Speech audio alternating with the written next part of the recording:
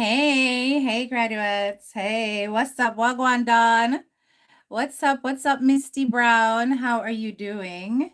Give me a second. Let me just do the things in the background because you know how it is. Whenever I come on in this mode, a whole bunch of trolls, trolls start trolling.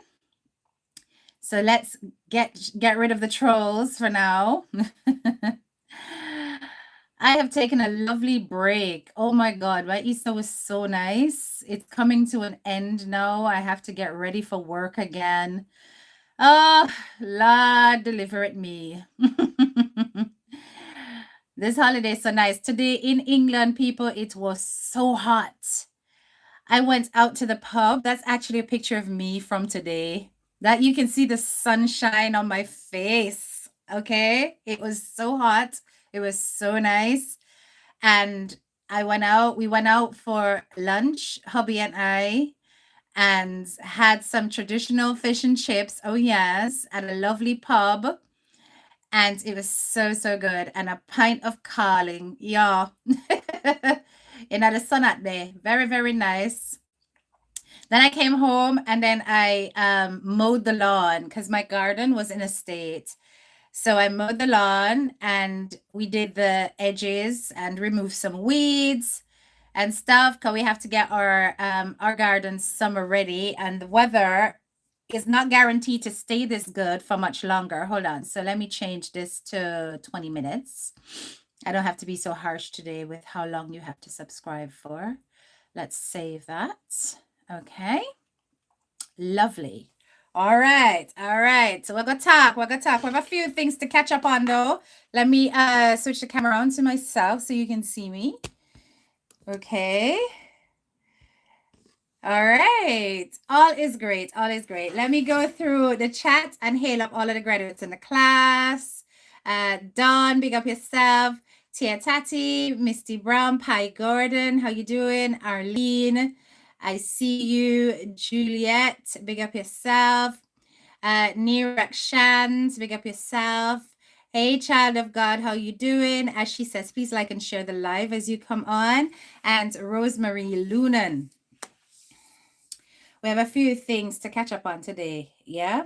Now, before I go into the serious stuff, which bun did you get for your Easter? Which bun did you get for your Easter? You didn't go with this.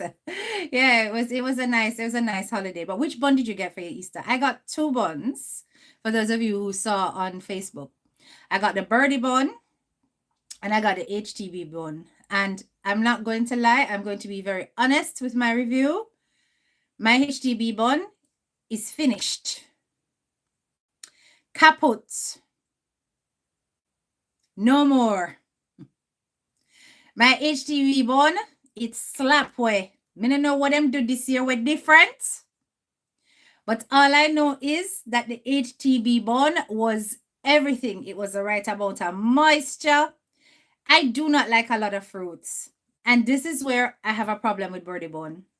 You see, if you like fruits, you like a lot of fruits, then birdie bun is for you. Maxfield, you go for. You bought birdie and yummy. Maxfield. You made your own curry. Okay. All right. Don't show off. All right, so curry make our own bun. Me eat the birdie bun, right, guys? Me don't know if it's the batch will come at England or what, or the one where in my shop. It was not, last year when I got birdie bun, it was very, very soft. Very, very soft.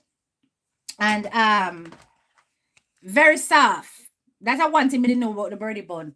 It was extremely soft. Hold on, let me take the background off because it's a little bit distracting because it'll come off and come on. Hold on 1 second, guys. Green screen off. Yeah.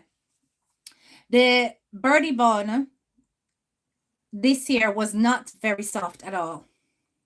So I don't know if it was the storage. I don't know if it was the shop. I don't know if it's because it traveled all the way to England, but it wasn't so soft this year. Then, when me cut into it, I eat it with a big piece of cheese, guys. Hey, bro, Shaka. It had a bitter aftertaste. That's why I say I don't know if it's my batch. when me go by. But it had a bitter aftertaste. Me never like it. And that's a fact. I didn't like it. And considering that I spent like so much on it, I was expecting to proper enjoy that at a bun the first me cut.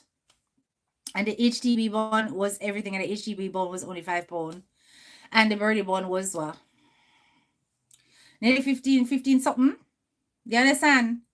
So me don't understand what happened to my bun. If it's me alone experience it. But it had a bitterness, like when the browning are too much or either that or me don't know what happened. But it had a bitter aftertaste. It's still in there with just my two slice them, because the rest of my family, them not really into buns, so to speak. And hobby him only like HGB. So that was that. I don't eat buns because of the reasons, and it's too much to take them out, so I just don't. I understand that. Hi Natalie. Hey Arlene. So yeah, I took out the birdie bun, and I even said, okay, let me warm it a little because it was a bit hard. So I warmed it a little, but it's the aftertaste. So I'm gonna try again. Maybe it's just my batch, but me never enjoy it. So Birdie, Miss Birdie, I don't know what is going on with the batch that came to England, to the West Midlands, but you need to quality check them because something wasn't right with my bone. Me never happy. And that's the truth. Me never got tell no lie true. But anyway, Birdie wasn't birding for me this year. No, it wasn't for me. That's why I'm wondering if anybody else in England, if anybody is based here, if anybody else in England had the birdie one and if they had a similar experience. Because I don't know. Maybe it's my shop and how they put things down. But anyway, what a something. Your bun was very sweet. But and this is another thing that I don't really like is all the fruits. There's a lot of fruits in birdie bun, and I am not a fan of fruits. I like raisins only, which is why HDB work for me all the time, because I like raisins only. So when I have to be picking out bits of orange and cherry and this and that, I'm going to call it a birdie bun need to do a version that is just raisin.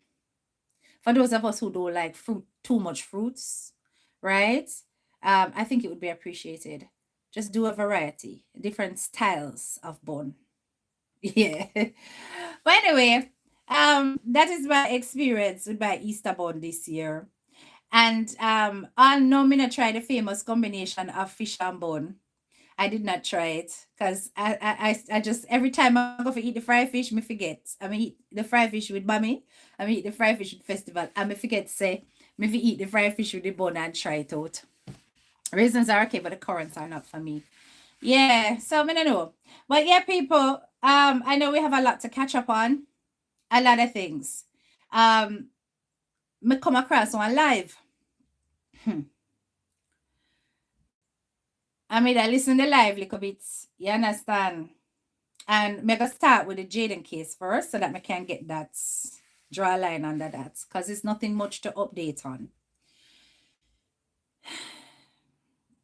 It is clear to me that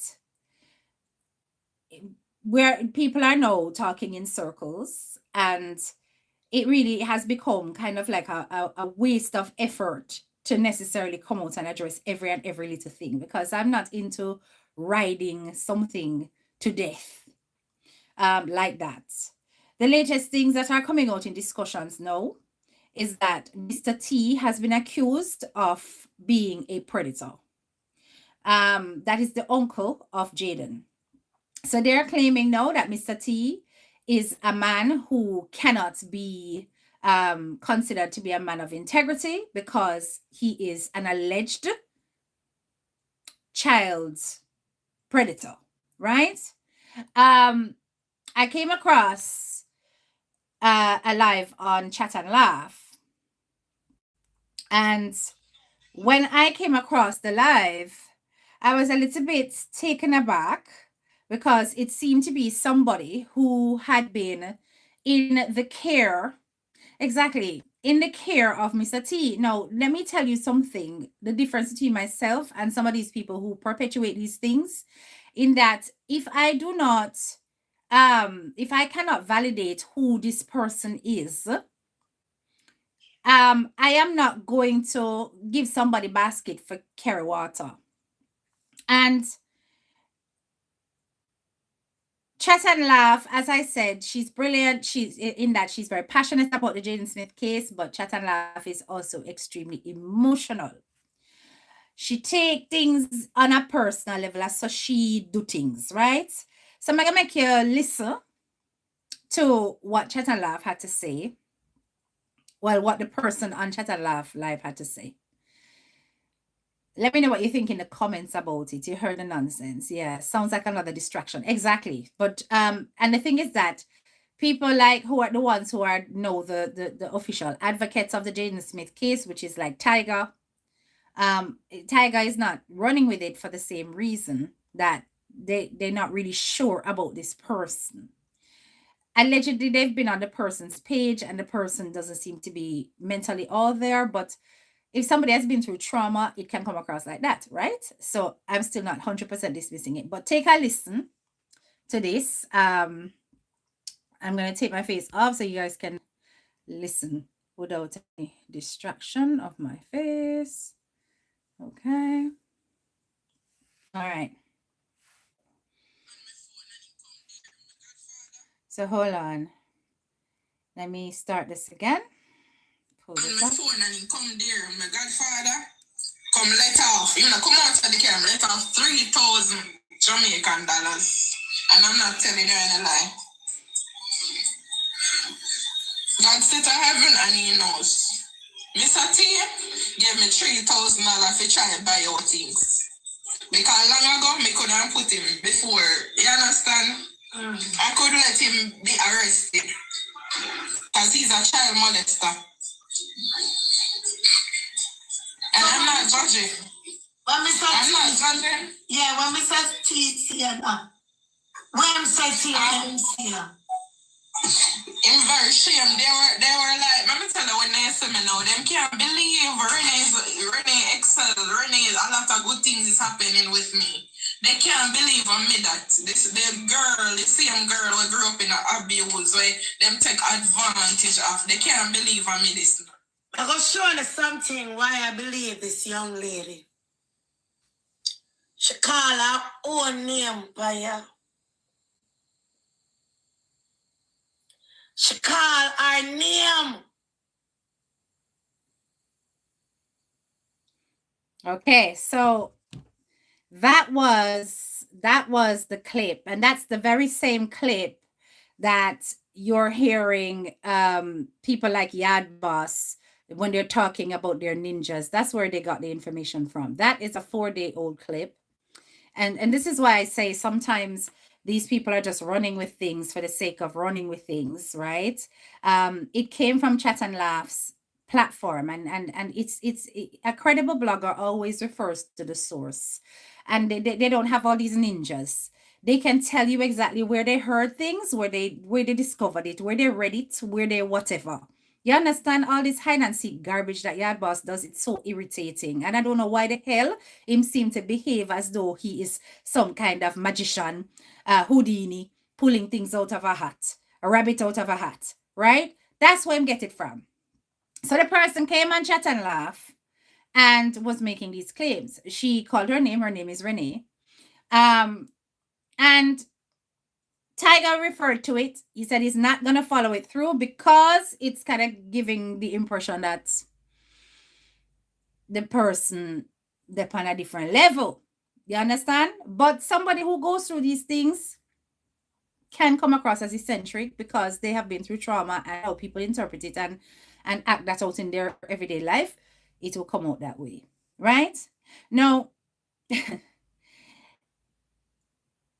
is it impossible that Mr. T probably had something to do with a child that was in their care? It is not impossible. We hear about these kind of stories all the time. You send your girl picnic go live with people, and them end up becoming a prey in that household for the man them in the house, the big man them for trouble. But people, all that does, is proof to me that in that household, the parents, the family of Jayden Smith continues to be suspect. That's all that proved to me. The family of Jayden Smith continues to be suspect that they are an abusive household. That's all that shows to me. Now, what these bloggers who are pro the family are trying to do is they are trying to give the impression that Mr. T is the one who ought to be thrown under the bus. They are pointing to Mr. T as the person who may have done something to Jayden Smith.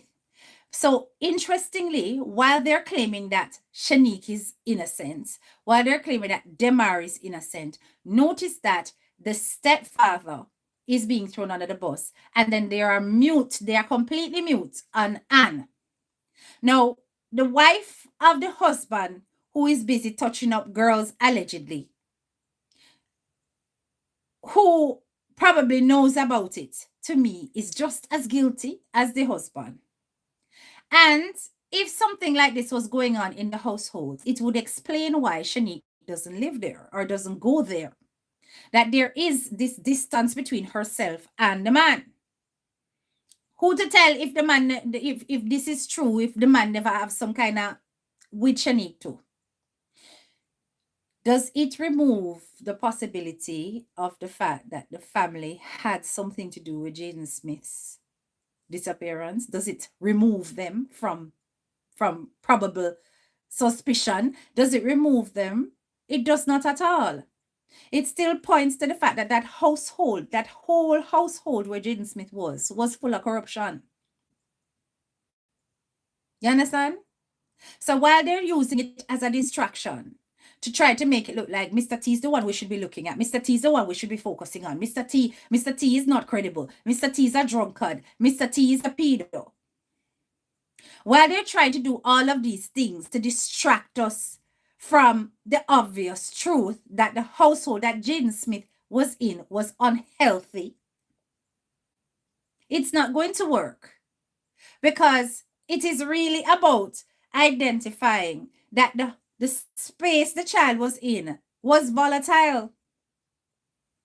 Hence the reason why he would have probably want to cut from out of the house. But what happened to him when he was out there? Now, the question also is, why is it that they knew or they suspected that Mr. T was this kind of man, and Shanique was comfortable for her own child to stay there because he's a boy? So his only little girls him go for. That's the implied thing right here. So that's what came out of Chat and Laugh platform. And I listened carefully to J Progress and his discussion on the case.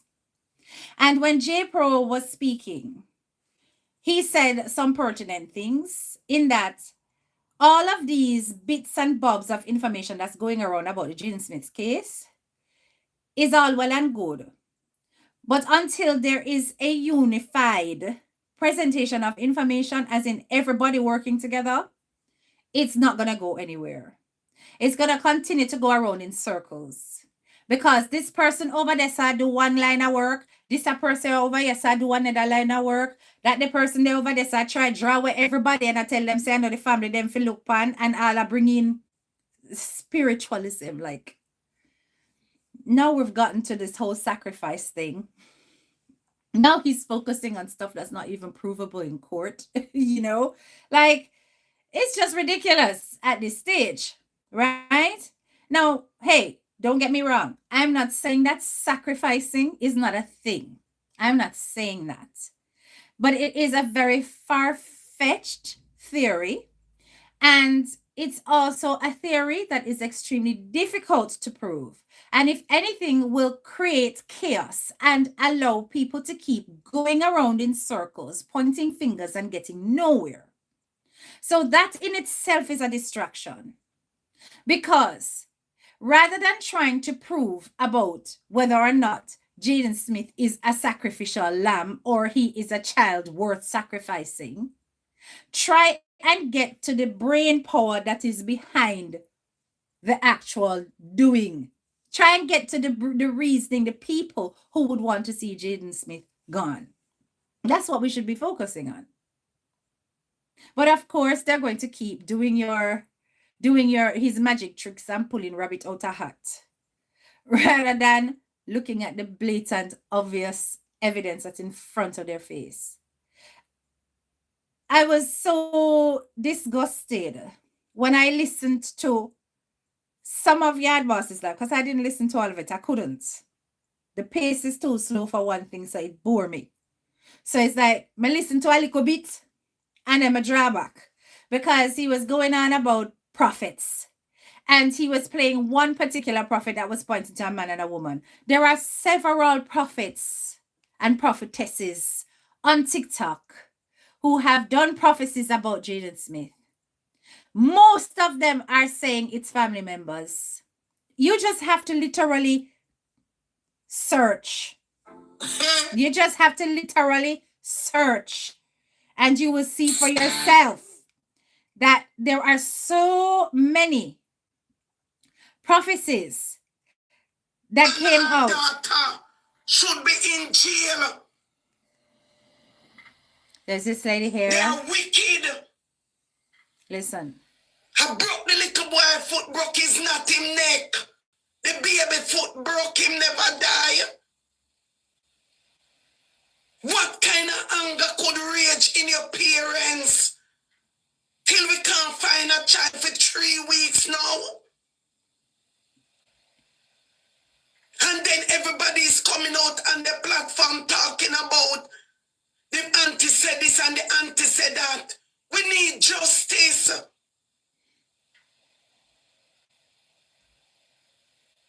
We need justice in our country, and that's what we don't have down there. We fight against each other. We need justice in our country, and that's what I bet you if you hear say $1 million to find the body and our daughter. You understand? Right. Wait. So that was one prophetess. This one. Hey guys, how everybody doing? Hope everybody. And this hurt. Terrible and violent. This is one here. Una, where did black me and unblack me? This one got a vision. It's a Una. Don't know when, but I know it's coming. The last show me hold on. No, that's a Una prophesy about something else. Wait. This one. One by one them coming out. Guys, the yard that too much messenger and nobody can. I am not officers. Why are you doing your yet? Listen. Yes, officers. While you're doing your investigation, the Holy Spirit is showing me something like a pit into the back of them yard. Into them yard? I am not sure that area is the back or the front. Is it a pit? There is something into the yard. If you even bury a cow into that manhole or whatever you call it, you can't smell it. So therefore, officers, this video is for you. Are we speaking about Jayden here? Jayden Smith, the missing boy. The yard that he was living. Check the yard thoroughly if there is a pit or a manhole. I don't know what you call that thing. The Holy Spirit is showing that thing. Check into it thoroughly. If there is any decomposed anything inside there. Yes. One by one. Uno hear about one prophet and one prophetess. A whole heap of them. Hey guys, it come out. A whole heap of them. Everybody's been missing. Guys, go ahead and what's been missing? He's dead. He was killed in the spiritual realms. You're there. This is the one where I'm playing. I saw a woman and I saw 2 men. So that's the one that Yard Boss stick to. I saw a woman. I saw a man. Listen. You can find prophetess and prophet. Big up yourself, Foreign Woman TV. You can find prophetess and prophet fit. Any perspective, any viewpoint you want to find them, pan. But what is interesting is how he avoids playing all the different perspectives and he only sticks to the one that names some random man and some random woman that's not connected to the family. Why doesn't he refer to all the prophecies that were stated about Jayden Smith? Because the majority of them point at the family yard, the family members. But instead, him taking you away from the family. So everything this man presents to you on his compromised platform is to distract you from including them in your suspicion. And it is as clear as day. So, as J Pro said, he is compromised, extremely compromised, right? Talking about Mr. T being a pedo. Quite possibly he is, I don't know. And I'm not here to discount, as you heard, that was the so-called victim's perspective. I'm not here to discount her experience, nor to say that he is innocent of such accusations. That's not for me to say. But I'm saying all that points to is the fact that the entire household was corrupt, volatile, and unsafe. So how are we not supposed to look at every single member in that household with accusations like this? If Mr. T is being accused of this, was his wife aware of it or not? If she's aware of it, did she allow him to carry on living that kind of lifestyle?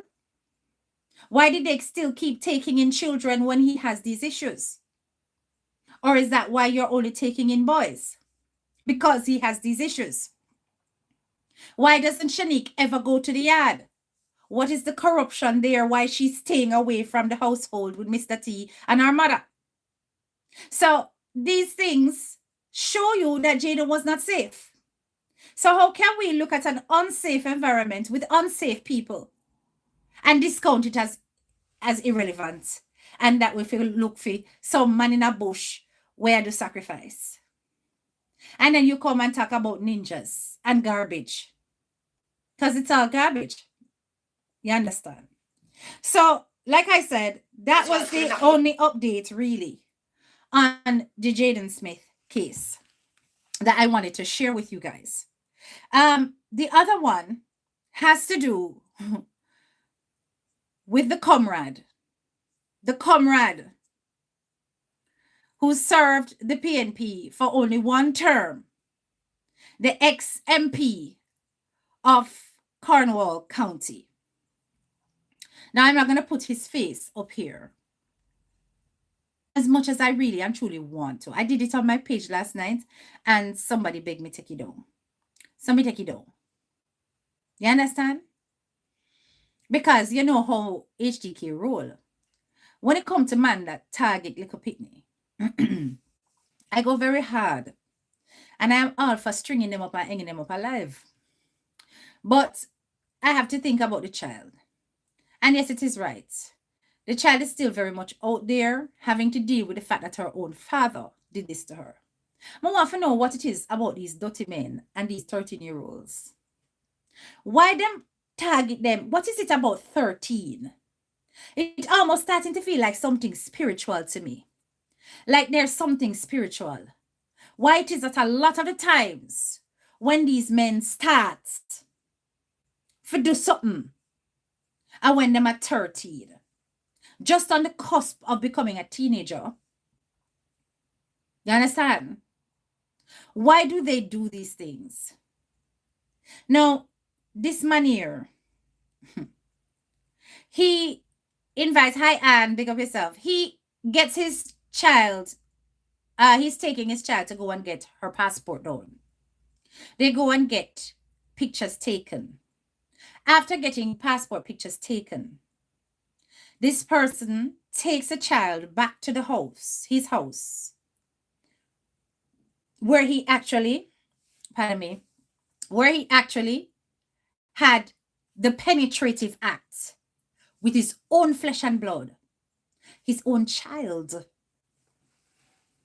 His own child. Now, interestingly, the alleged man The alleged man whose picture is floating around on social media, unfortunately, because, and I don't think people understood what I was saying when I said that Nationwide is a corrupt media house, because people don't read. They're very quick to respond with their fingers, and it takes them a while to digest written information, far more so than videos and audio. But I posted 2 clips on my page that showed you that it was Nationwide who let the Jamaican public and the diaspora know exactly which MP it was. No other media house did it. It wasn't done. Big up yourself, Christine. It wasn't done in the Gleaner. It wasn't done in the Observer. It was done in Nationwide. And listen, I'm not going to knock them, but when other small bloggers pick up the picture, start post it all about, them know exactly who them are dealing with, you cannot, big up yourself, yard swag, you cannot blame the smaller bloggers for literally interpreting information that a major media house has put out there. You can't blame them, because them probably like me, string them up, hang them up alive. You understand? So when you go on Nationwide News, that's the article right there. It says Nationwide News understands that a former member of parliament, MP for a rural constituency, has been charged with incest. This after he allegedly essayed his 13-year-old daughter. The ex-MP who served one term, now listen to all the information, that Nationwide is giving to the public, listen, The ex-MP, so we know that the person is no longer MP, who served one term as a legislator, so the Magiwi pass roll. Detail of the fact that he only served one term. Represented a constituency in the county of Cornwall. So they haven't specifically said which constituency, but you have given the entire county of Cornwall.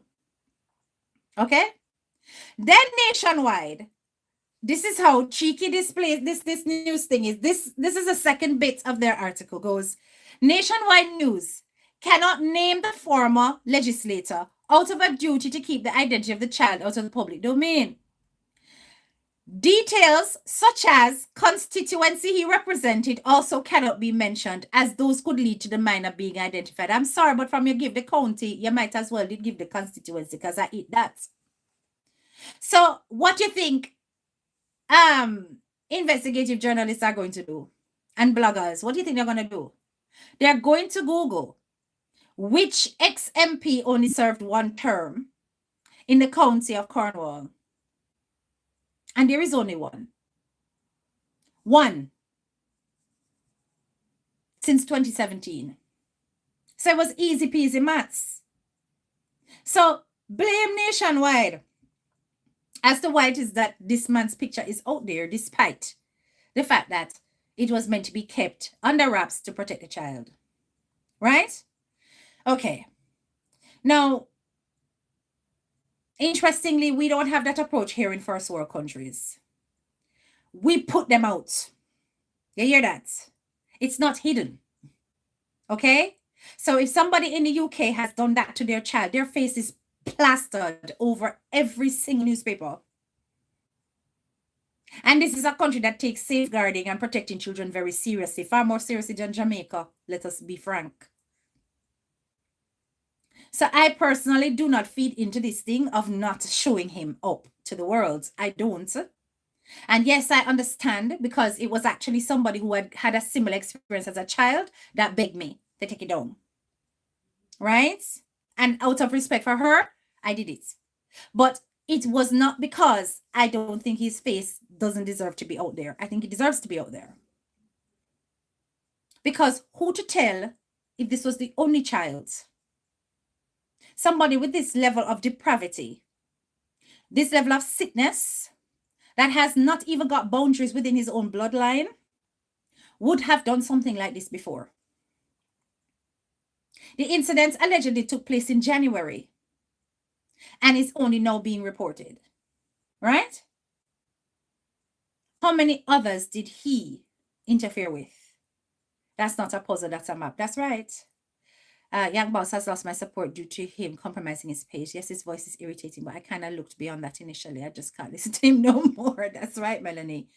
You have to recognize corrupt bloggers when you see them. You understand? And this whole thing about going around and giving money. Lord Jesus, is that what we've come to? Buying out other bloggers so that they're on his side. Can never work with me.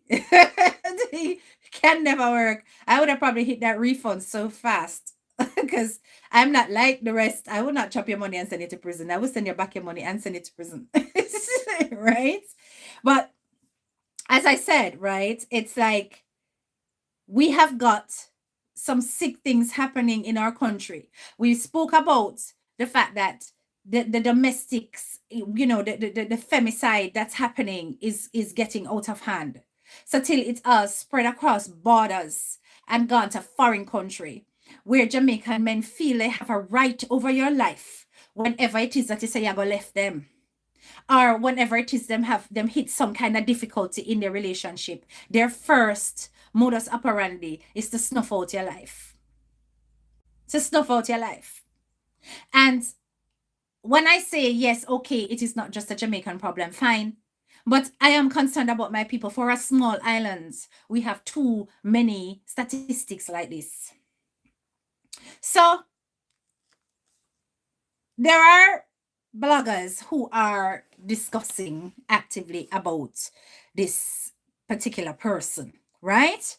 And what I found interesting, I remember the PNP lady that came out and spoke about being, I don't know if you wouldn't call that molestation, would you? When somebody put an argument to you. So she spoke about the inappropriate behavior of a particular MP and spoke about the fact that the person was sending her text messages wanting her to basically, have relations, but basically saying that them did have a dream. Them dream about her and dream said the two of them are F them brains out. That's what the man said inappropriately, and he's married. So she was removed from a WhatsApp group. And it was said same man who removed her from the WhatsApp group after she turned down those advances. So it's more than one time. Where say? Hold on there. Where say one by one them going to jail? Yes. One by one them going to jail. Yes, indeed. But it's just interesting that it's not the first time he's been involved in something when it comes to some kind of corruption around sexuality, victimizing females, and so on and so forth. He has been involved in things like this before. And it really speaks to the fact that they cover it up for particular people. He quit in December 2020, And from December 2020, that man quit. Right?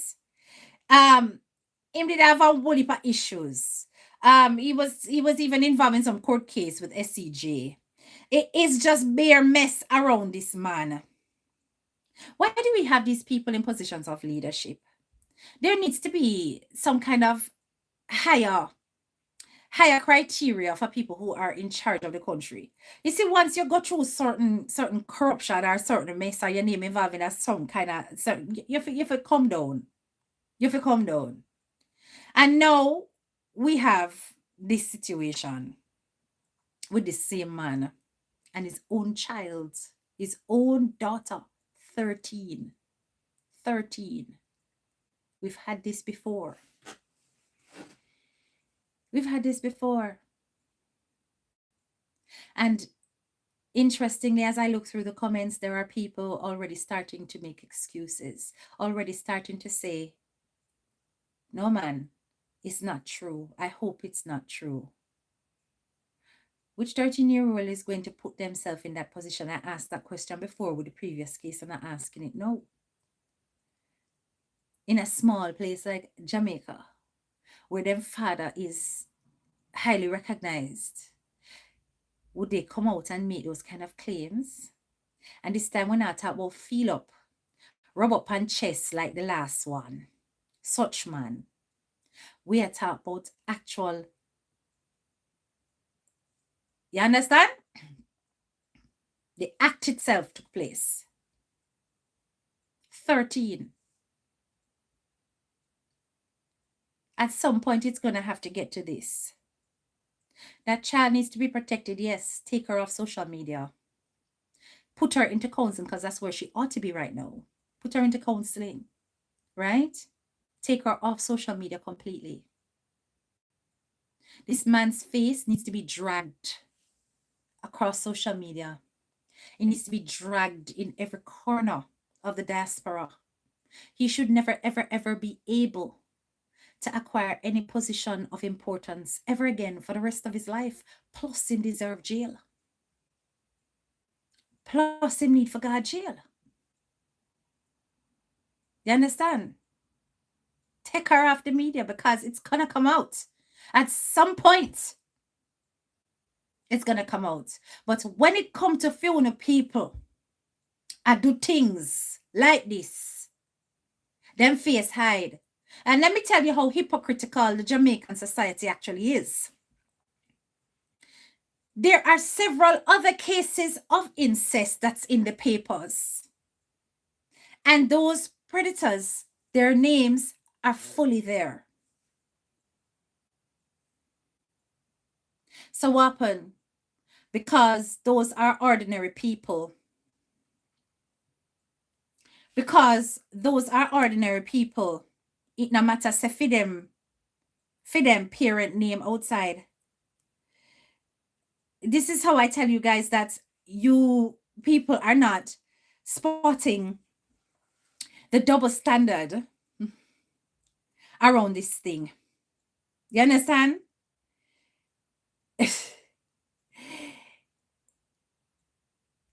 Here you have Bahamian deacon to be sentenced on attempted incest charge. Got his name here, full name of the father. I'm not going to call it, but it's right here in the Jamaica Star. I mean, you just have to Google it. It's literally there. It's literally there. Nobody's name not protected when it comes to ordinary people. But because this is a politician,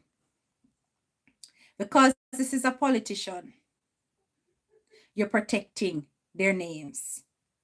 You're protecting their names and you're hiding who they are. You understand? There's one here that they've definitely protected this man because he was found guilty and then afterwards he was found innocent. So this one I can understand. You understand me? But him forget drag. Him is a leader.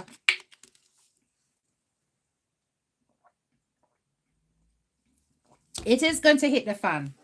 It's after hit the fan. It is going to hit the fan. It is going to hit the fan. How many others have been a victim of this man is the question on the need for ask. How many? But anyway, I wanted to share a story with you. A story that's going to actually shock you, right? Because you would be surprised how far some of us will go when it comes to protecting these kind of men. So do you know the crazy dancehall artist Amari? Y'all know Amari, right?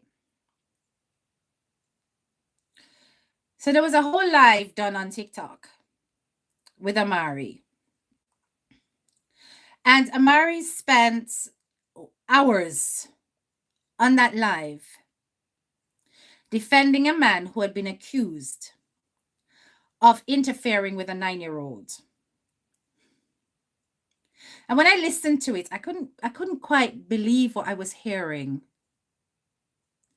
I see his picture and name OSPM today. It does not say anything else about that, right? We're going to wait until the major, reputable news sources release. And then we run out and go out with ourselves. I want you to listen to this live stream, okay? Because it is shocking to me just how far some women will go to protect these predators. Listen. When the little girl say that she did not see him, that's what the world needs to hear. Let me bring it back. Wait. And please, can you bring it up just like how we hear everything? We want to hear that part. He said that to me that day. He didn't say anything after. It's how she recorded. And so listen, you showed me the picture of your car. Yeah. With a vest. That shit was edited after. Right there. Right here. Made her look like the biggest liar.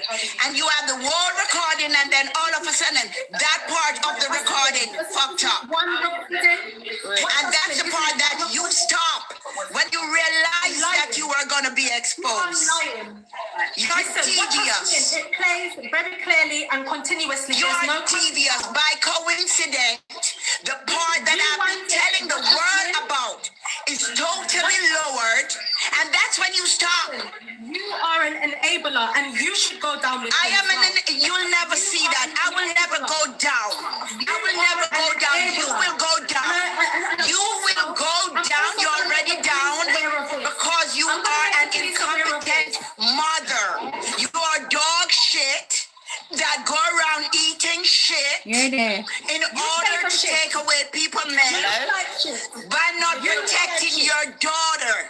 Your daughter who never trusted you to go to you and say, Mommy so-and-so, you deal with a lot of men. A lot of men wanted this man out of the picture. The truth is, this happened to the little girl. But who did it? That is the question. But if you should tell the truth, people would realize that you're a whore. People would realize all these men that you're involved in. And these men been playing games with your daughter because they all have that number. You are a devious bitch. Woo! Ooh, child. Y'all heard Amari? So with this case, the lady presented a voice note that included her daughter speaking on the fact that Amari's partner had interfered with her. Now, Amari is claiming that that is not the correct recording and that the recording hides where the little girl said that she woke up and she don't know who it was. She didn't see his face.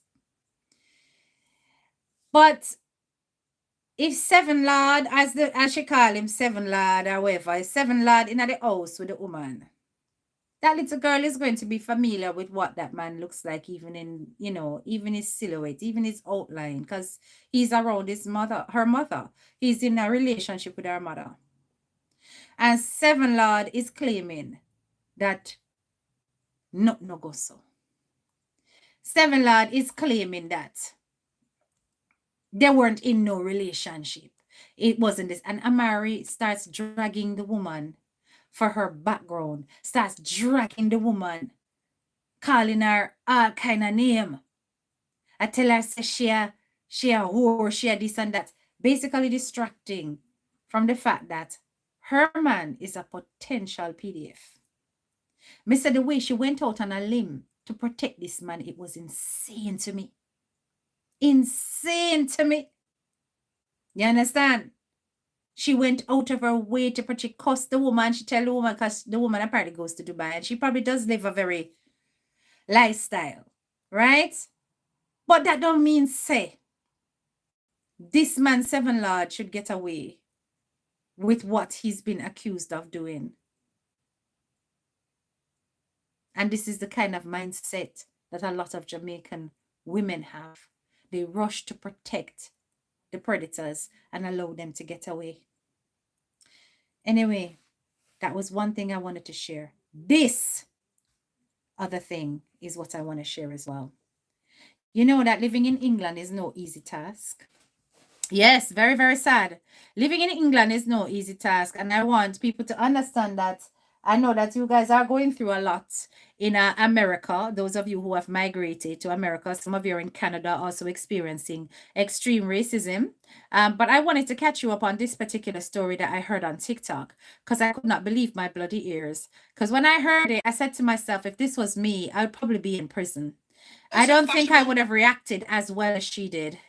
But listen to this lady's experience in France. France is one of the most racist places you can ever move to in Europe. Um, they are extremely racist, and they don't hide it either.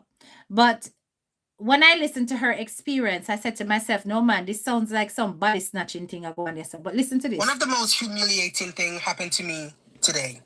You know, I've been living in France for like 17 years. Okay? I've lived in That's France right, for Ty 17 Gordon. years. I've had good experiences and bad experiences.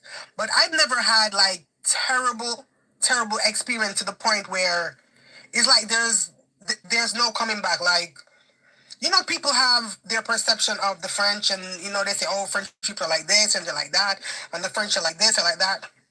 But I've had mixed experiences with them. I've never had like no terrible experience, like terrible This is a racist Jamaican experience nurse, you until know. today. So I'm a caregiver. I go from house to house. I take care of the elderly and disabled people. You understand? Like, that's my job. Elderly, sick, disabled. That's what I do. I don't work in a retirement home. I go directly to the people's homes. So, you know, today is, you know, it's the Easter weekend, and it's my week. It so happens that it's my weekend to work. Cool. So I'm working today, and one of the people that I normally see, like this guy, I normally go to his house. I go there like on the weekends that I work, I go there. It's not like I go there every day. I go there on the weekends that I work. Okay, so boom. I went there this morning. Normally you're supposed to go to that guy's house. You go to his house, but you take care of his wife. His wife she's bedridden. So you go there, when you go there like 3 times a day, the morning, the afternoon, and in the night. Cool. So I already went this morning. Everything went cool, fine. Fast forward to this afternoon. I'm there, so I parked in a parking space. Let me just explain this first. The area where the guy lives is private property. Okay, private property. Everybody is assigned a parking space. Okay, everybody's assigned a parking space. Cool. So normally when I go to that man's house, I only spend like. Hold on. Guys, you have 130 out of you on the live. Can you please like up the live? At least bounce up the algorithms. We're not big for super chat and them something over here, you know. Uno stop going some man. So much I want to kind of listen and can press it like and a like free. 20, 25, 30 minutes max. You understand? So I parked in a parking space. I saw an empty parking spot. I've parked in that parking space before. I've never had a problem. So I'm like, okay, cool. Please and thanks. Thank you. Sometimes the people, they have parking spaces, but they don't have cars. They don't use it, or you understand me? So I've parked in that parking space before. I never had any problems. So I parked in that space. I went upstairs. Did what I was supposed to do. I spent like 20 minutes. When I came down in my parking space, when I came down, I saw that somebody parked directly in front of my car. So obviously I know that, okay, I parked in somebody's parking space. I'm like, oh my God, this is going to be a problem. I'm going to have to deal with these people. Okay, cool. So I blew my horn. Nobody came down. I'm like, oh my God, I'm going to have to deal with these people. Like, I'm already getting irritated because I'm like, oh my God, I'm going to have to deal with these people and tell them about, like, you know, with the whole parking situation. I blew my horn again. I saw 2 people coming out the same building that I was in. They came and they approached my car. They approached my car. They approached the window of my car. I'm like, as they approached my car, I said, ma'am, sir, I'm very sorry. I'm very sorry. I realized that I've parked in your parking space. I'm sorry. It won't happen again. I'm not going to park in this space anymore. I apologize. Excuse me. Forgive me. The lady, on the other hand, She didn't want to hear shit that I had to say, okay? She didn't want to hear nothing at all that I had to say. She started shouting and she started to insult me and she started telling me, oh, we pay for this parking space and people are always coming and parking in this parking spot. Remind you, I parked there before. I don't know if I've had if I've blocked them from parking in their parking space previously, but they've never said anything like we've never had an encounter, anything. You understand me? Maybe I've parked there before because all the parking spaces look a lot like they're all the same to me, but they have numbers. I don't really look at the number that I'm parking. I'm like, okay, there's an empty parking space. This one is always empty, so let me go there. You understand? The lady, she started to insult me. The man, he started to insult me. I said, ma'am, I'm sorry. I apologize. I knew I don't have any right to park here. It was wrong what I did. I apologize. Okay, cool. She's like, no, you're not leaving. You're not leaving. I'm going to call the cops. I'm going to call the cops. At this point, I realized that this lady, she literally wants a problem. Yep. Okay? She literally wants a problem. So I'm like, okay, madam, call the police. Oh, yeah, I'm going to call the police. I'm like, okay, ma'am, you say you're going to call the police. What's the problem? Let the police come and handle the situation. She's like, yeah, we're going to call the police, and the police are going to put you in jail. I'm like, when you call the cops, like, what's going to happen? Like, what do you think is going to happen when you call the police on me? Like, they're going to put me in jail, whatever. I said, okay, ma'am. I said, I'm sorry. You're not taking sorry for anything. Like, you do not want to take my apology. Okay, you say you call the cops. Let us wait on the cops. So I got out of my car. And this lady and her husband proceeds to approach me. They're like directly in my face. They're insulting me, telling me, ça c'est manque de respect. Vous savez, manque de éducation. So basically, they're telling me that I'm stupid and I wasn't raised properly. Yeah. And I'm parking in people's parking space, and they paid €100 a month. They paid €100 a month for their parking space. I'm like, sir, it's cool. You said you're going to call the cops. Like, what's the problem? Let the cops come and sort the problem out. You understand me? The lady, she was there when she was going and she was in my face. Obviously, I'm Jamaican. I speak English. Okay? So, you know, when you don't speak the language of the country that you're in, your native, when you get pissed off, your native language is going to come out. So I start like, they're shouting, I'm shouting, they're insulting me, I start insulting them back. I can't find all the words in French to insult them, so I'm insulting them back in English. The lady starts going on, oh yeah, you don't speak French, now you don't speak French. And I'm telling you, I was so humiliated. Everybody open up their window. Okay, because this was a building, I was downstairs. Everybody opened up their window, and they were looking through the window, and they were laughing. And they were laughing at these people insulting me and degrading me and everything. And I was there. I felt like a lamb, and like some hyenas were coming to eat me. I was there, and the man was shouting, and I'm telling you, it was a whole situation.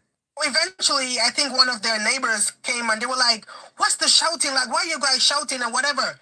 They're like, so they're like explaining and saying, "Oh, this lady, she parked in her parking space, and she like." I don't even know what she was saying because she wasn't making any sense. Because you're saying I parked in your parking space. Yes, I parked in your parking space. And now you're pissed off because apparently people have been parking in their parking spaces or whatever. So everything just happened to fall on me. So she's pissed off and she's telling her friend like, "Oh, I'm calling the cops and the cops are coming or whatever." So the guy, I'm starting to explain to his friend like, "Listen, this is what happened and whatever." This guy starts to shout at me again. This guy starts to shout at me and telling me, "Oh, laisse-moi parler, laisse-moi expliquer." Remember, this was the guy that came to me. He came to me and told me, "Listen, what's the problem?" I'm explaining. He don't want to hear nothing. Why you come to me and ask me what's the situation if you don't want me to explain? So now I'm explaining my situation, and the guy that came down with his woman initially, this guy starts to tell me about my mom. Like he said something disrespectful towards my mom. I don't even know how to say it in English like that. He started to insult my mother, so I insulted his mother right back. Right as I insulted his mother right back, rightfully, this guy balls up, spit in his mouth, and just spits directly in my fucking face. Yes, Can I'm you believe gonna it? jail enough Like, you see people. my eyes, I've been crying for like 2 hours. I've been crying for like 2 hours. Yes, I'm This gonna guy jail enough. spat in my face. And directly, I pushed his friend from out my face and I spit back into his face. Because you're not going to spit on me and think you're going to get away with it. I'm going to spit back in your face. And then his Jesus. wife, she's coming around and she's in my face and his wife, she's there, she's coming in my face and she's laughing and she's laughing and she's talking and, oh, yeah, I'm going to call the cops. I'm going to call the cops. I'm like, okay, you've been saying that for a while. You're on the phone, call the cops. And I'm telling you, everybody was upstairs and they were just looking and they were just laughing at these people literally trying to beat me for a fucking parking spot. Like, are you for real? Hey, Alexia. Yes, you paid for your parking spot. Yes, you live there. But does it give you the right to want to beat somebody? Like, they literally want to beat my ass for this parking spot. Like, does it give you the right to spit in somebody's face just for a parking space? Even though I'm there, it's not like I parked my car and I left. I parked my car and I spent 20 minutes. I know it's their parking space. I'm not saying I'm right. Okay? I'm not saying I'm right. But to think that somebody would think to spit in somebody's face just for a parking space? Like, are you serious? So eventually, the cops came. I don't know what she think happened. I'm telling you, fast forward, let me back up a little bit. The guy that I went to his house, I went up there and I'm like, your neighbors are trying to attack me for a parking space. Like, I parked there, they don't want to move their car. One of your neighbors spit in my face. I can't move my car to go where I'm going. And they told me they're calling the cops on me, they're this and that, and they're that. This man said, dans ces cas-là, il faut appeler la police. Il faut porter plainte. Basically, this guy is telling me I should make a police report on it. Like, that's all he can do. I'm telling you, this man did not even say, okay, like, oh, that's bad.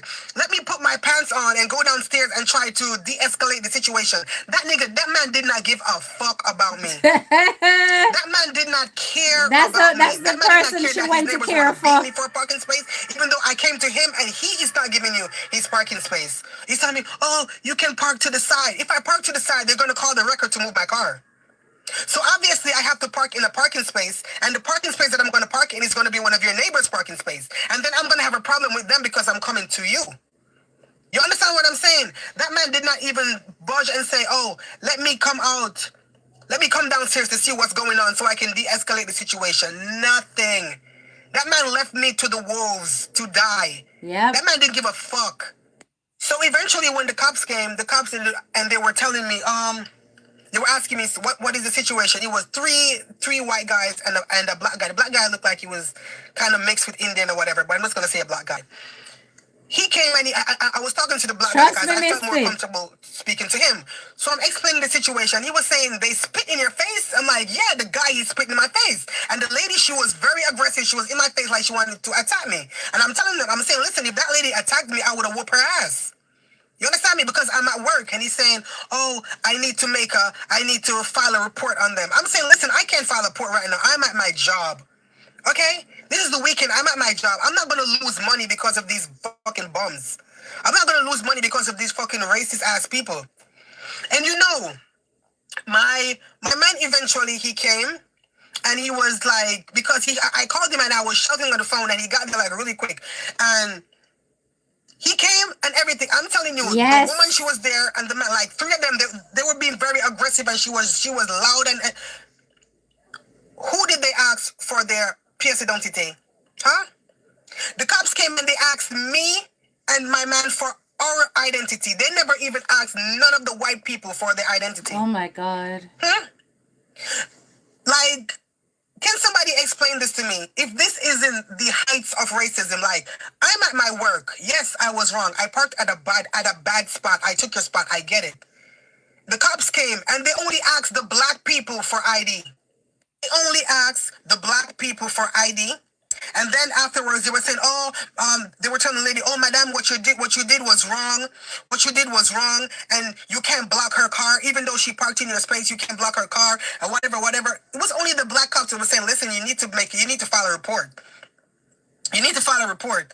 And to make matters even worse, let me back up a little bit. Before the cops even came, one of the neighbors that she was looking through her window, she and her kids, and one of them, she was looking through her window, and she and her kids were looking through the window, and she and her kids were having a ball. Like it was the circus. Like me and them were in the ring, okay, and they were winning. Apparently, because it was three of them, it was 3 against 1, but I wasn't letting them because they would have to kill me. Okay? I literally told that woman, go get your gun and come shoot me for the parking space. Come and go get your gun and kill me in this parking space. Okay? You said you're going to call the cops. Like, what is the problem? Let the cops arrive. Let the cops come. Okay? The neighbor, now that she was looking through her window and laughing, she eventually came down. And she was like, madam, I'm talking to you calmly. I'm not arguing with you. I said, okay, go ahead and listen to what you're saying. And she's telling me I should apologize to the guy because I parked in his parking space. I said, ma'am, you're not listening to what I'm telling you. I said I told them that I was sorry that I parked in the parking space. And he didn't want to hear anything. That man spit in my face. And you want me to apologize? She didn't care. I said, you as a woman, if a man spit in your face, would you tell that man sorry? And the guy was coming in, I'm sorry, and he's giving me his hand to shake. I tell him, I don't want to shake your hand. I don't want to shake your hand. You insulted my mom, you insulted me, and you spit in my face. I said, get the fuck away from me. I don't want no apology from you. I said, the cops are coming, let the cops come. I don't know if they think, oh, maybe I didn't have any papers, or I was scared, or maybe the cops, I don't know if they think maybe the cops was going to come and the cops was going to take me away. And the lady, she's such a liar. She's such a liar. She's like, oh, yeah, you assaulted assaulted my man. You assaulted my man. Yeah, I'm going to tell the cops that. I'm like, I assaulted your man? Oh, yeah, everybody on the building, they see. I said, okay. I said, call the cops. I said, I'm waiting on the cops. Please let them get here. Okay? When the cops came, she was so quiet, and she was talking so quiet. I'm like, where's the energy? You wanted the cops to get involved. Now the cops are here. Okay, now the cops are here. Now you're quiet. The cops asked me for my ID. I give them my ID. And the cops tell her to move her car and let me pass. They're like, madam, your car is free. You're free to go. She was so ashamed. And you want to know the funny thing about it is? That woman is an Asian fucking bitch. See that? She's not even French. That was the part I was waiting for you guys to hear. She wasn't even white. She was Asian. Indian. Yeah? Indian, which means that she's another ethnic minority in France. Of course, it's kind of almost like, Misty, it's almost like kidnapping or whatever they want to call it. You know, you can't stop a person's freedom. She should have stayed in her car. I totally agree with that. She should have stayed in her car, and she should not have moved until she called the police. But she allowed them to get a one-up on her by calling the police. And that's where she kind of skid up, because she just did not understand that this is racism that she was dealing with. I don't think she understood, right? She probably thought it was just going to end right there. But I tell you that we go through so many things in this country, in Europe, in England. Some of it is blatant racism like that, and some of it is a little bit more subtle. So this is a I wish someone had told me that being a black woman in Australia pursuing a career in healthcare is the exact same. This is a British nurse. As a death sentence is the exact same as and being stoned on the she's street. in Australia. Because listen to her story. The most atrocious treatments because of my skin. I also got to see other people being treated like that in the spaces that I was working in. So story time. This was around the year of 2024, December 2024. This was, I believe, my second placement overall. So I was allocated to a palliative facility, right? And in your second year, there are some things that you're not allowed to do. I would like to believe that a lot of the things that I experienced at this particular facility was because, number one, nurses are overworked, they're stressed, and underpaid, right? Who am I? A random student. I can't provide you with anything. I'm there to learn. A lot of my skills are still developing. I'm essentially in the way. I'd like to give them that, right? Blessings, Chelsea. But anyways, at this particular facility, I was 1 out of 2 students. And the very first thing that I used to notice at this facility was how they would greet me. I would come onto shift, whether it was morning or afternoon, and I'd go straight to the nursing station to show myself and greet everyone and be like, hey, I'm going to be the nursing student for the day. Who am I allocated to? A lot of the times when I presented myself to the nursing station, number one, They would literally look me up and down and ignore me. I'd come and I'd be like, hey guys, and I'd try to greet someone and they wouldn't greet me back. That should have been my first red flag. Because when the white girl came and she greeted people, she was giving a warm welcome. People would be like, oh my gosh, hey, how are you? And I'd be sitting there like, did I miss something? Maybe there was something on the placement documentation that said niggas are not allowed to speak. Maybe. Who knows? Anyways, cool. So now it's week 3 and I'm allocated with this Karen nurse, I would say. We're in the room taking care of a patient. The one thing that I always held dear to my heart was if I was going to experience something racist, it would be from the patient, not from the nurse that is working with me. That is something that I always up here. I was like, yeah, if something racist is going to happen, it's going to be from the patient. So we're in this particular patient's room. Like I said, it's December, Brisbane, Southeast Queensland. It's hot. It's summer. So we're in this patient's room and she's like, oh, it's a bit hot. Can you turn on the fan for me, love? I go to turn on the fan and my own nurse turns around and she asks me if in Africa, do we have like a measuring system for the heat? Because she doesn't think we know Fahrenheit or Celsius or if we have something else. So I look at her and I say, I'm sure we probably use degrees. Anyway, so she continues to say, oh, but I know in Africa it's really hot. Do you guys have a different measuring system? Do you guys know like what a measuring system is? I completely ignore her. And guys, please forgive me. At the time, when these things were said to me, it was always like a one-off situation. It was never something that was like all in one go for me to be like, oh, that's racist. No, it was like small things like that. And to back up that point as to why I believe this nurse was racist, regularly when we would have conversations, instead of asking me things like, what are your interests?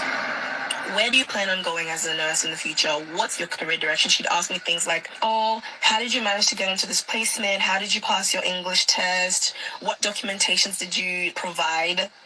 Anyways, besides that, there were days where everyone's just around the nursing station, whether it's like a shift change or handover, and the conversations always circulated around my appearance, my hair, the size of my lips, the chocolatey of my skin. Oh, your skin is so dark. Or you're so dark and beautiful. Those sort of comments, right?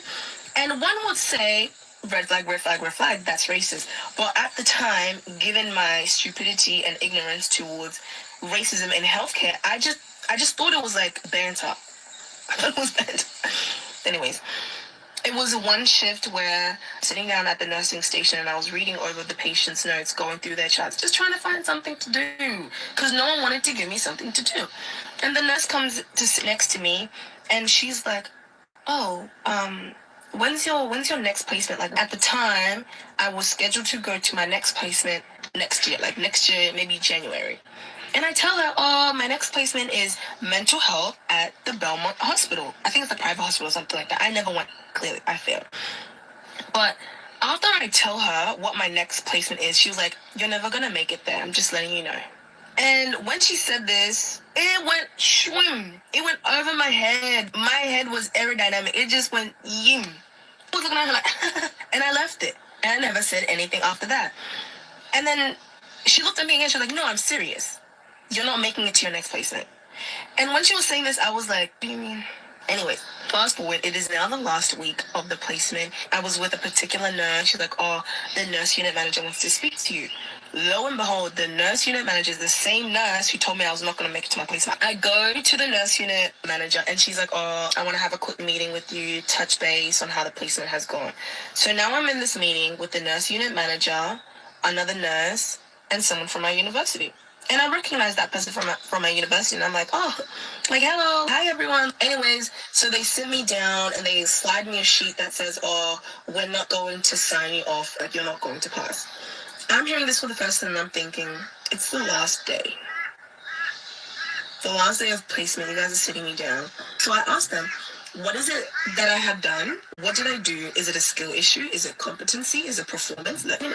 Anyways, she goes on to say, well, a lot of the nurses feel like you're very intimidating.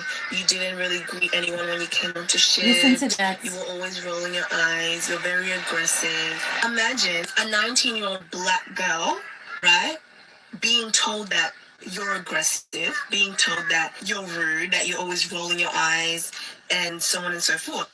And I'm looking at them like, I don't think I've ever done such a thing. At best, I've attempted to greet other people, but they completely ignore me. So I want to know in which way I was disrespectful. And then my own facilitator from the uni looks me in my eyes and says, that's bullshit. 19-year-old me, woe is me. I'm sitting there, I'm looking like, huh? I'm taken aback. And she goes, oh, don't roll your eyes. And she was like, that's bullshit. Look at you rolling your eyes right now. It was like an out-of-body experience. Out-of-body experience. And then she goes on to say, a lot of the nurses reported that your hair was very distracting. It was not workplace friendly. It was too long. It was too large. Guys, and at the time, those things didn't register. They did not register. I don't know why they didn't. They just didn't. You hear that? Your hair was too big. Exactly. This is what I'm saying. And we have to raise our kids to know that even these things, they have to challenge. All right, I'm going to give you a story now. I'm going to give you a personal story. And this happened to my older son, okay? When my older son was in secondary school, there was a teacher there, male teacher, who would literally go out. It's like, when you do something wrong and it's guaranteed said that teacher they are going to see. Like, if there are 10 green apples, my son was the one orange. So if the one orange move, him see. Him never see when the 10 green apple them move. Anyway, this teacher would have take a set for my pitney. And fair enough, if he was telling him off about something, he wasn't focused, he was talking too much, he was messing about, blah, blah, blah. He would then tell my son, do you know that the police can arrest you for that? Every time my son did something that he considered to be wrong, he found a way to bring the police in to talk about if you were to do this on the outside, the police would arrest you for that. So it happened once, and my son came and told me this. Then it happened twice. I said, no, why does he keep talking about police in school? And then now, the second time it happened verbally, where he told him that. The man then writes me an email. Now, let me tell you what my son did do. My son got school and him have on him blazer and him gets a new jacket. He had on a new coat. I do not believe in spending ridiculous money on no name brand coat where putting them take off, fling down, and they don't respect. I believe in buying sensible, sharp, but smart coats, right? Budget, because they kids. And them time them I never have it to that. Anyway, him have on him new coats and some little bad man rich decide for text said Panny man tease him about him coats. That's not a name brand coat. Like when I said that's not Nike or that's not something, whatever. Because it was just a bad man little rich. Because him did look tatty and him coat never nice. But my son's coat was nice. But he might try to make him feel less about him coat. So him got up to my son's face, up in him face. Your coat ain't all that. And then you there going on like you're buzzing. You're nothing. And this, that up in his face. So my son, no. Because, listen, it's my older son. My older son, he will not interfere with you, but don't interfere with him here. All right. So my older son, no. Take out him compass. You know what a compass is, guys? You use it to draw a circle in maths. You know, it have a little tiny blade like this, a little point. Take out the compass and start working with it.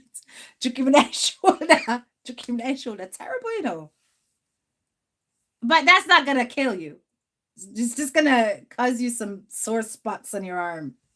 Very bad, though. I was not for that. Anyway, so he's telling him that if you did that, that would be a crime and Ray. And you're gonna go to the 2026 arrest is still a keep. Now gonna know you're gonna end up going to jail and this and that and the other. Now, mind you, the kid that he did that to had already grabbed his coat and pulled it over his head. Yeah, grabbed his coat from behind, pulled it over his head and had him a wheel him round, before him decide to defend himself with him compass. You understand? So the kid did that first, and my son reacted that way. Of course, the kid, no, not to trouble my son, right? Okay. So now, them not address the fact that the other kid had dragged my son's coat over his head and had my son being pulled all over the canteen before my son get to that point and flip and lose it and anger the bango. So now the other kid ain't going to jail for that. My son is going to go to jail for giving him 2 juke with him compass. Because as far as them look at it, you understand? My son a draw blood.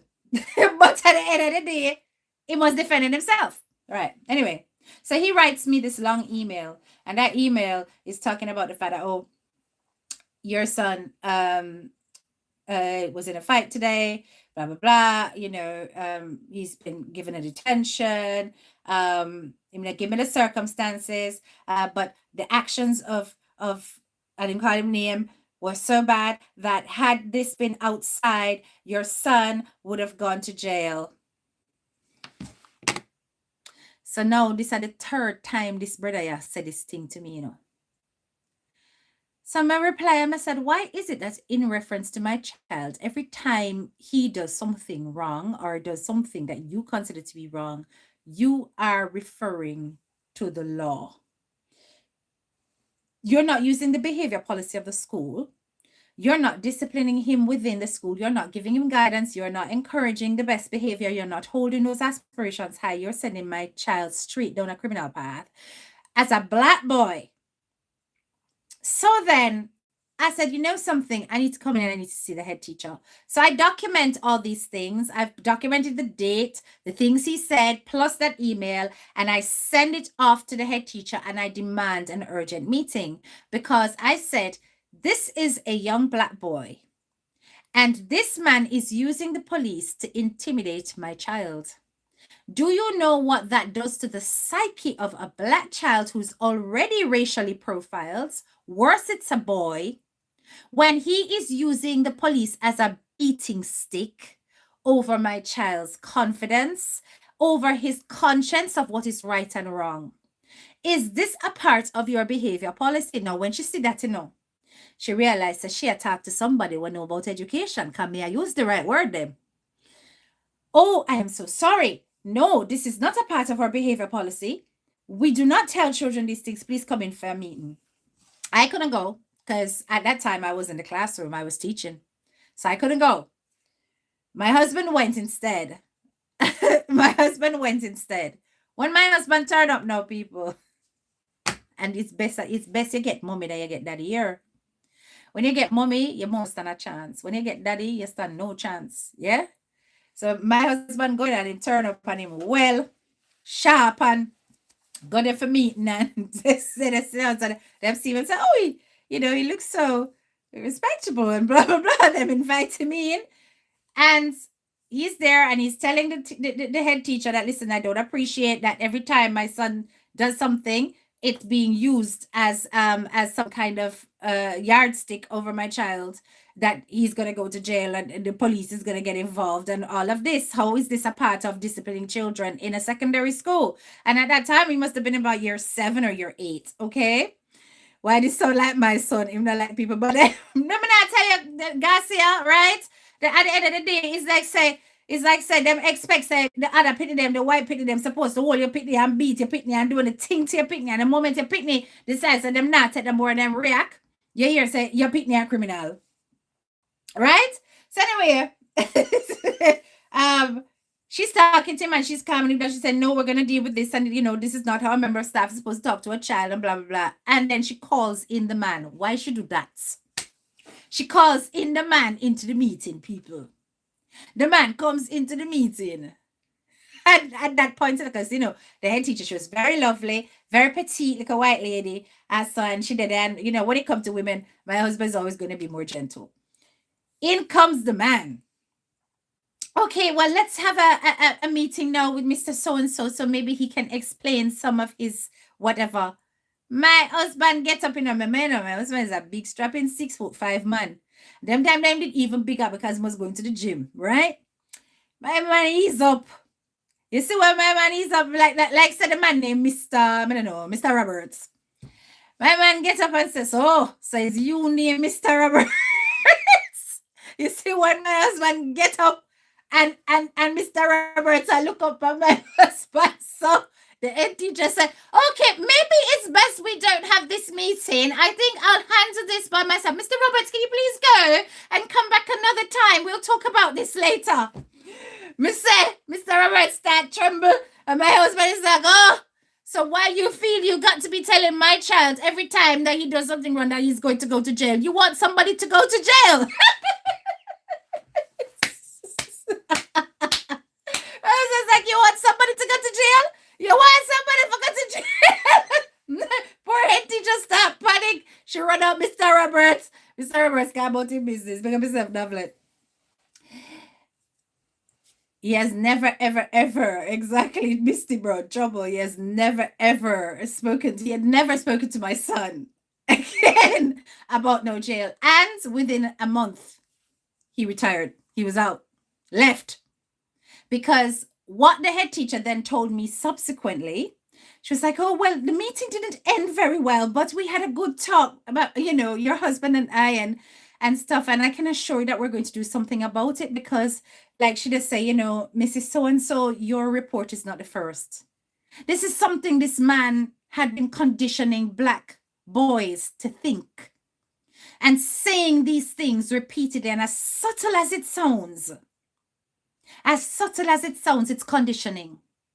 It's letting Black children feel they can't make a mistake.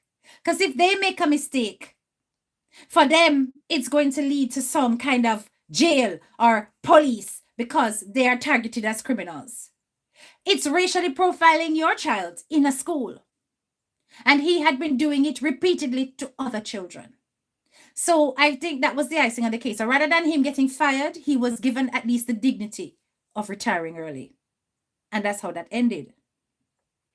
I have experienced racism that is so subtle in this country, you would not even necessarily pick up that it's racism. You notice when that beautiful Black girl in Australia was talking about her experience, how she said that they would talk about my skin and my hair and it would become a topic of discussion. People might think, "No, man, that's a compliment. That's them saying something nice about what you look like and so on." Is what they look like a topic? Is what their physical features are a topic? Their lips, their skin color, their hair, is that a topic in the staff room? If it was a topic that everybody was being spoken about like that, then it would be an equal thing. The fact that she is already exotic in that she is one of the few, if not the only Black member of staff, and they are all seeing it fit to have a discussion about her hair and her face and her lips, means that they are treating her as some kind of abnormality. And as much as it might sound like them a compliment you and they may be curious, it takes on a sinister twist. I remember when I was second year at uni, and this time I was in London, and as a part of my part-time work, I used to be a silver service waitress. Silver service is where you serve, from bowl to platter to plate, right? And you literally position the food and then people then plate for them and go around and so. So it's usually very posh and it's for, really, really nice events. So the agency that I was with, which is now no more, that agency was called Esprit and Decorum. I've spoken about this story before, graduates. Those of you who know me a long time, I've spoken about this story. So anyway, when I was at Esprit and Decorum, I believe I was working at the Tate Gallery. No, it wasn't the Tate Gallery. No, it was a different place. I can't remember. It was a different place. It wasn't the Tate Gallery. I had got my hair, I had cornrows at the front of my hair and curly extensions at the back. Really full, just like I always wear curly hair. Curly hair, I'm a thing, is my signature. So Me did have curly hair at the back and me did have cane hair at the front. Well cute.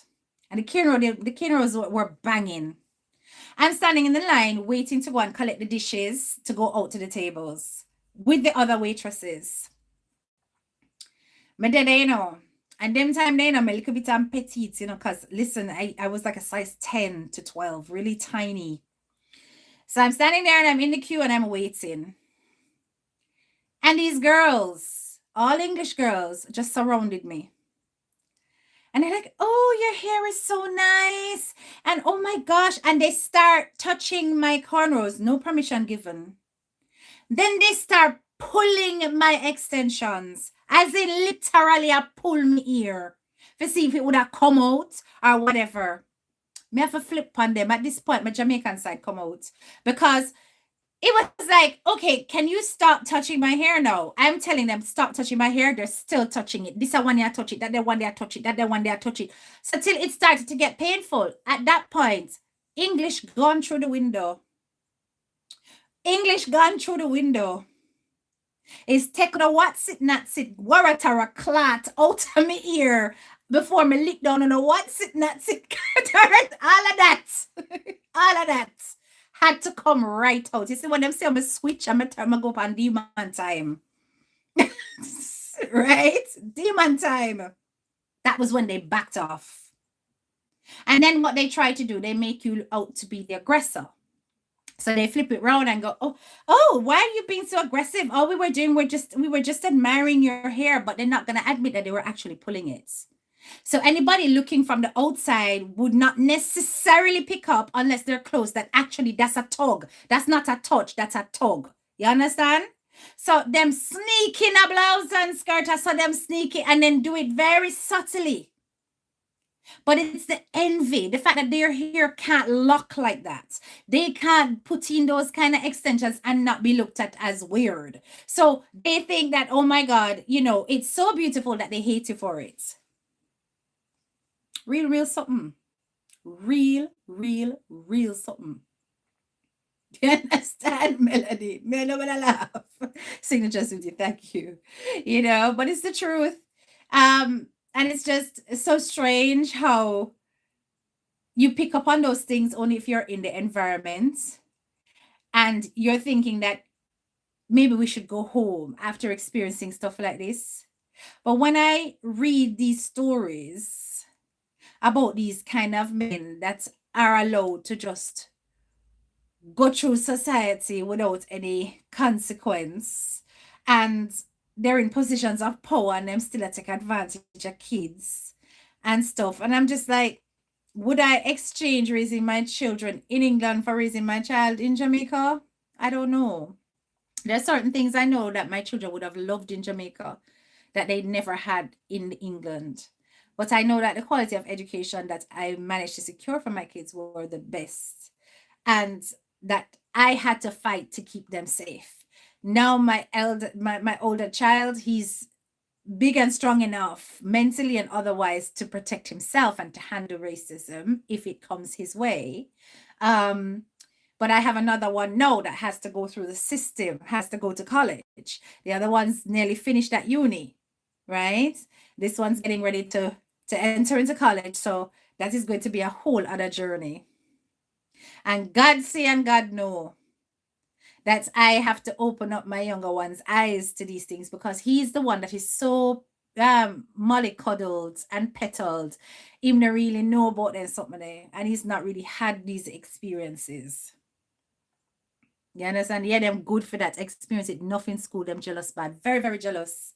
I remember once, you know, Melanie, I was working at same civil service waitress job. I was working at Natural History Museum. And they had some big exhibition thing, and I was getting my canapes and stuff to bring out to the guests. People, the chef, the head chef there did have a thing for black girls. It was myself and this other African girl who we were the only two black girls in the entire group. Femi. Me and Femi walking up to go and get our plate of canapes to go out to the people who are meandering around on the floor of the exhibition.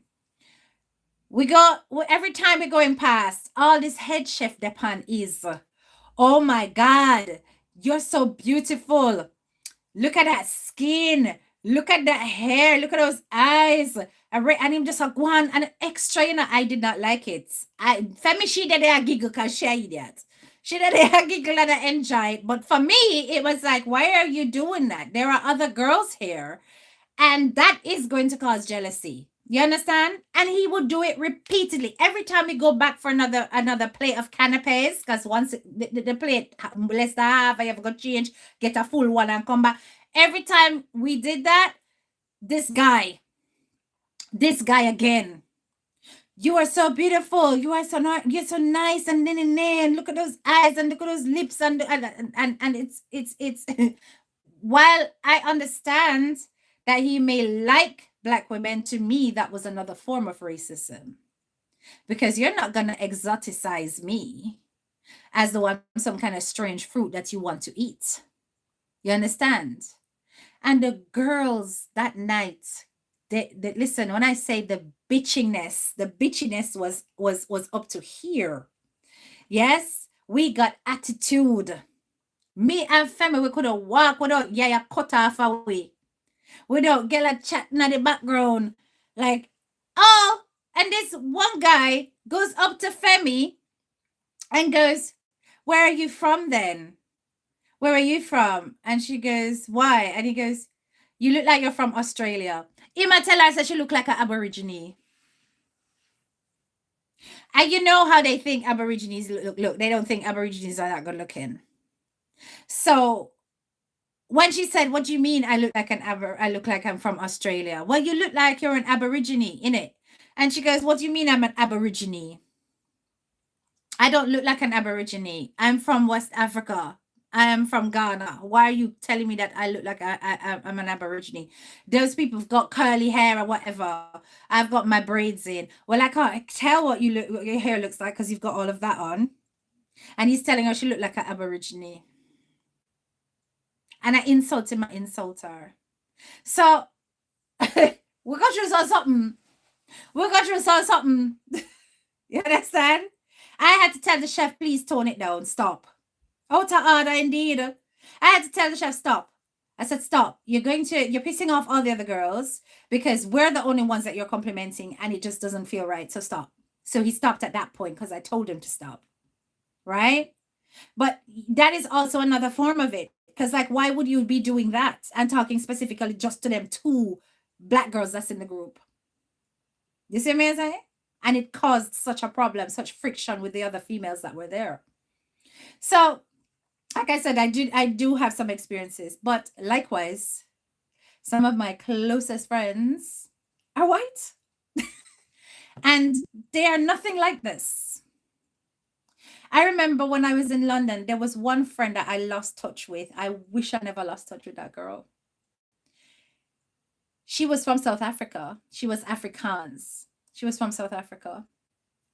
That girl and I, we were so close. I could just look at her and she'd know exactly what I was thinking. And the two would have just bust out laughing because she knew exactly what me I think at any given time. She used to also do the silver service waitressing while at uni. And we used to hang together.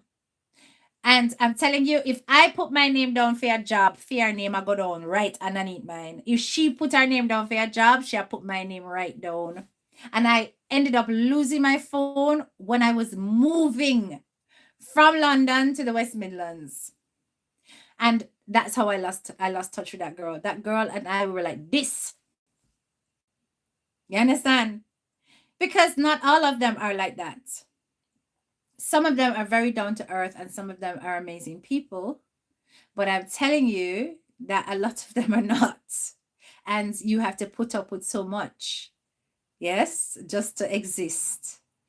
Love friendships like that. I'm telling you. And Melanie, I've never had a black friend that has been that close to me. I've never had one. I've never.